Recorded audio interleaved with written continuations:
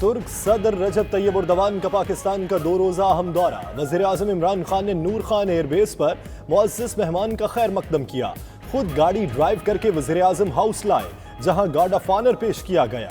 तुर्क सदर और उनकी अहलिया समेत वफ्द के एजाज में ऐवान सदर में इशाइया, सदर Arif Alvi, army chief general Qamar Javed Bajwa, वफाकी वज़रा समेत अहम शख्सियात की शिरकत।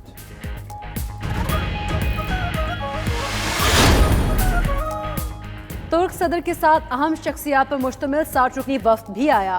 दौरे में तैयब उर्दवान वज़ीर आज़म इमरान खान से मुलाकात करेंगे। कल पार्लियामेंट के मुश्तरका इजलास से खिताब करेंगे। वफूद की सतह पर मुज़ाकरात के बाद कई मुआहदों पर दस्तखत होंगे।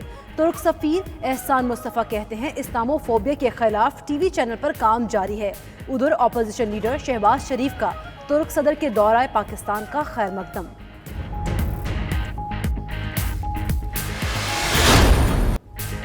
खालिद मकबूल सिद्दीकी की वज़ीर आज़म की ज़ेर सदारत इजलास में शिरकत, इस्तीफ़ा वापस लेने की तरदीद भी कर दी। इमरान खान ने सिंध के मुतल्लिक इजलास में वज़ीर IT की शिरकत पर इजहार इत्मीनान किया। उधर MQM के तर्जुमान का कहना है कि खालिद मकबूल सिद्दीकी ने वजारत से इस्तीफ़ा वापस नहीं लिया। असद उमर से मुआहिदों पर अमल दरामद के सिलसिले में मुलाकात की। मुलाकात के आखिर में वज़ीर आज़म भी आ गए थे।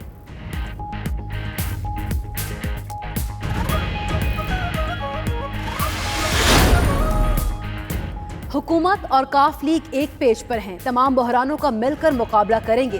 स्पीकर पंजाब असम्बली परवेज इलाही की मीडिया से गुफ्तगू, बोले मौजूदा बहरान गुज़िश्ता 10 साल की गलत पॉलिसीज का नतीजा है।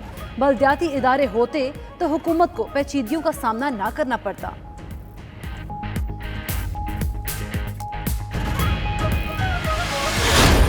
ये एक सफर है जो तकरीबन 18 महीने में इस हुकूमत ने अपनी इनकॉम्पिटेंस और अपने इनडिफरेंस के साथ ये बदतरीन इक्तसादी बहरान, मैन मेड क्राइसिस है, जिसके पीछे इस हुकूमत की नाअहली, नालायकी, ना तजुर्बेकारी, अवाम से और उनके मसाइल से बेहिसी है।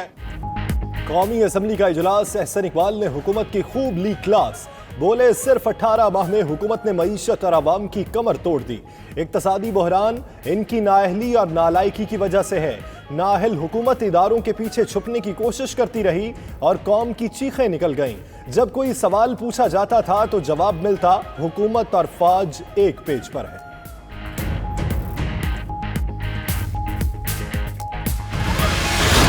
6 माह, 1 साल के अंदर कोई मुल्क की मईशत का ढांचा तब्दील नहीं कर सकता।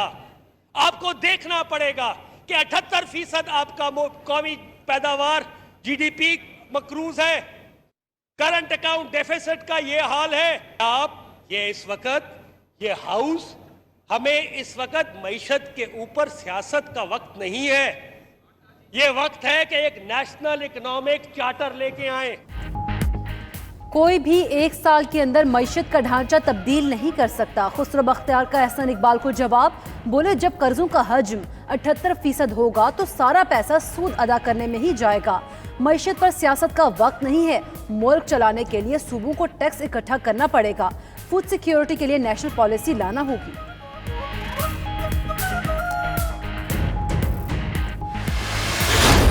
पाकिस्तान पीपल्स पार्टी के कारकुन के लिए आसफा भुट्टो जरदारी मौजूद होगी। अगर मैं गिरफ्तार होता है तो फिर मेरा आवाज़ आसफा भुट्टो जरदारी होगी। आपका PTIMF बजट को नहीं मानते हैं, इस मुल्क के अवाम इस PTIMF बजट को नहीं मानते हैं। हम इस PTIMF बजट को फाड़ के उड़ा देंगे। PTIMF डील के खिलाफ जिहाद का ऐलान किया तो नैब का नोटिस आ गया। बिलावल भुट्टो कहते हैं कि PTIMF बजट फाड़ कर फेंक देंगे। अगर वो गिरफ्तार हुए तो कारकुनों के लिए आसिफा भुट्टो मौजूद होंगी। दबाव के बावजूद जिद्दोजहद जारी रखेंगे। कौमी असम्बली में कायदे ऐवान आते हैं न कायदे हिज़्ब इख्तलाफ। उम्मीद है शहबाज शरीफ जल्द वापस आएंगे।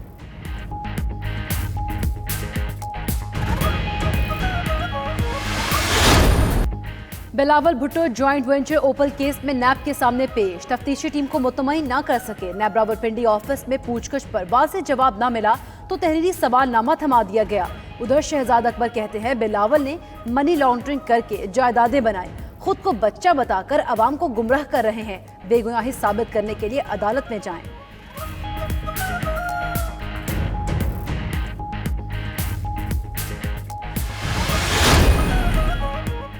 इस्लामाबाद हाई कोर्ट ने नैब से एहसन इकबाल और शाहिद खाकान की गिरफ्तारी की वजह पूछ ली। दोनों की जमानत की दरखास्तों पर समाअत। चीफ जस्टिस अतर मिनल्ला ने रिमार्क्स दिए कि नैब लोगों की तज़हीक नहीं कर सकता, गिरफ्तारियों का सिलसिला कहीं ना कहीं खत्म करना होगा। अदालत ने चेयरमैन नैब के वारंट गिरफ्तारी जारी करने के इख्तियार पर भी सवाल उठा दिया। कहा इस पर तफसीली फैसला दिया जाएगा।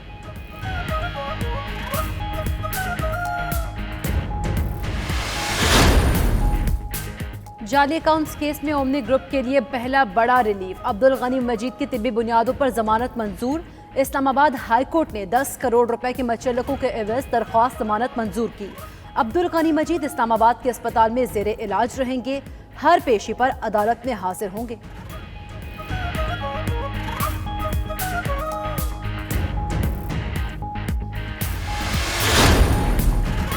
कुछ भी हो, आवाम को रिलीफ दें। यूटिलिटी स्टोर्स पर अशिया की कीमतों और तरसील पर कड़ी नजर रखें। वज़ीर आज़म की इजलास में हुकाम को हिदायत। वीडियो लिंक पर पंजाब और खैबर पख्तूनख्वा के वज़राए आला, सिंध और बलोचिस्तान के चीफ सेक्रेटरीज की भी शिरकत। इमरान खान का सिंध में आटे की कीमतों पर तहफ़्फ़ुज़ात का इजहार। फिरदौस आशिक के मुताबिक बलोचिस्तान में मिलावट की रोकथाम के लिए इक़दामात की हिदायत की।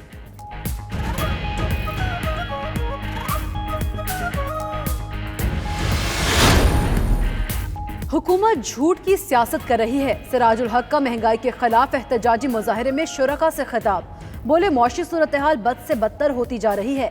IMF से मुआहदे जल्द खत्म किए जाएं। तैयब एर्दोगान वो फार्मूला सिखाएं ताकि हमारी हुकूमत ऐलानात से बढ़कर अमली काम कर सके।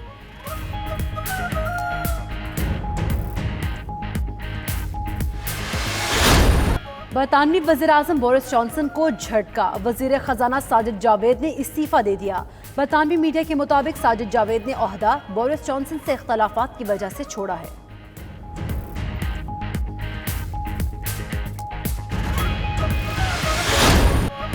Kabaddi world cup. पाकिस्तान लगातार 2 ग्रुप मैच जीतकर सेमीफाइनल में पहुंच गया।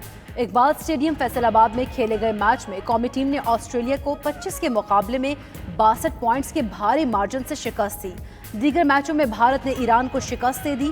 जर्मनी ने सिरालियोन को 14 के मुकाबले में 43 पॉइंट से हरा दिया।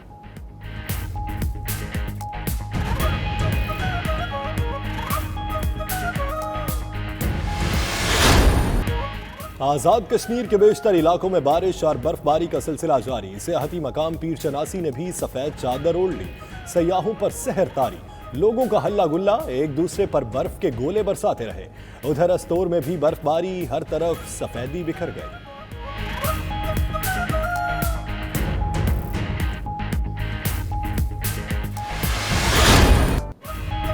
और वसीम अकरम और उनकी अहलिया शनेरा जल्द ही पाकिस्तानी फिल्म में अदाकारी के जौहर दिखाते नजर आएंगे। फिल्म मनी बैक गारंटी की शूटिंग जारी। फिल्म में दोनों हकीकी जोड़े के तौर पर दिखाई देंगे। फैसल कुरैशी की हदायतकारी में बनने वाली इस फिल्म में कई नामवर फनकार जलवागर होंगे।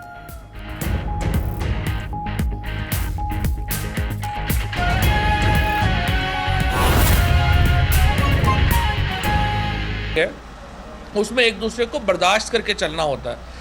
पीपल्स पार्टी ने, PMLN ने को 30-40 साल मुल्क के ऊपर हुकूमत की है। अब 5 साल किसी और को भी बर्दाश्त कर लें। आपको इतना तवील अरसा मिला है पाकिस्तान में, तो किसी और को अगर है तो अब आप उसको बर्दाश्त कर लें। 4-5 साल आपकी, फिर आपको बारी मिलेगी।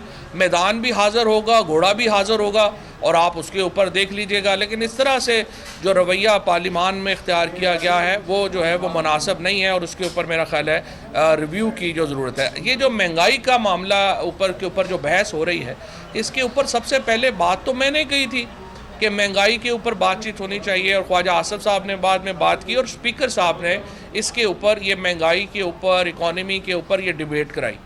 अब हमारा खुद, मैं ये समझता हूँ कि हमारे जो MNAs थे जो PTI के, हम तो इंतज़ार कर रहे थे कि कोई सब्सटेंटिव बात जो है वो महंगाई के ऊपर आप लेके आएंगे। जो हफीज़ शेख साहब ने कल तकरीर की, बड़ी जामे तकरीर उन्होंने की। उसमें उन्होंने क्या कहा, उसमें सबसे पहली बात कि जी अगर आपकी गैस महंगी है, आपकी बिजली महंगी है तो क्यों महंगी है। उन्होंने खाकान अब्बासी साहब से हम ये एक्सपेक्ट कर रहे थे कि वो हमें बताएंगे कि 15 साल का मुआहदा वो क्यों करके गए।